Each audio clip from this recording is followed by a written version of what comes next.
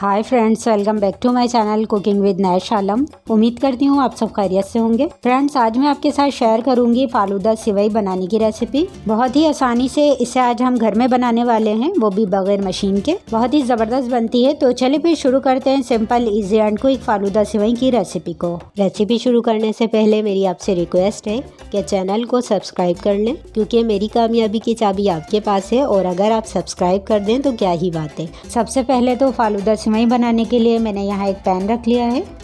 इसमें डालेंगे 1.5 कप पानी। गैस के फ्लेम को अभी ऑन नहीं करेंगे। इस पानी में डालेंगे आधा कप कॉर्नफ्लोर।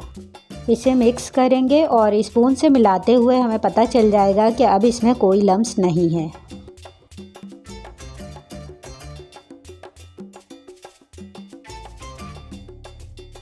फिर इसमें 1 टेबल स्पून चीनी भी ऐड कर देंगे और इसे भी मिक्स कर लेंगे। अब गैस के फ्लेम को ऑन कर देंगे और इसे मीडियम टू लो फ्लेम पे मिक्स करते हुए पकाएंगे। जैसे ही ये पकना शुरू होगा तो ये इस तरह का गाढ़ा होने लगेगा। बस लगातार स्पून से चलाते रहना है। अभी ये वाइट है। लो हीट पे पकते हुए इसे तकरीबन 5 से 6 मिनट लगेंगे। ये देखें, ये एकदम स्मूथ है और इतना थिक हो गया है। जब ये पक के इस तरह ट्रांसपेरेंट हो जाएगा तो इस टाइम हमें गैस के फ्लेम को ऑफ़ कर देना है। अब हमने फौरी गरम गरम में ही इस प्रोसेस को करना है। मैंने यहाँ गिलास में शॉपर लगा दिया है। इस मिक्सचर को शॉपर में ट्रांसफ़र कर देंगे। आपको जो भी मुनासिब लगे उसमें डाल लें। कोई भी मजबूत शॉपर में इसे डालें ताकि ये इसकी गर्माइश से फटे नहीं।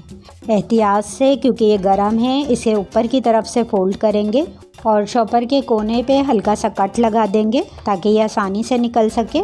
कपड़ा लगा के इसे पकड़ लें क्योंकि ये अच्छा खासा गर्म है। और फिर फ़ौरन ही इसे हल्का प्रेस देते हुए यक ठंडे पानी में निकालते जाएंगे।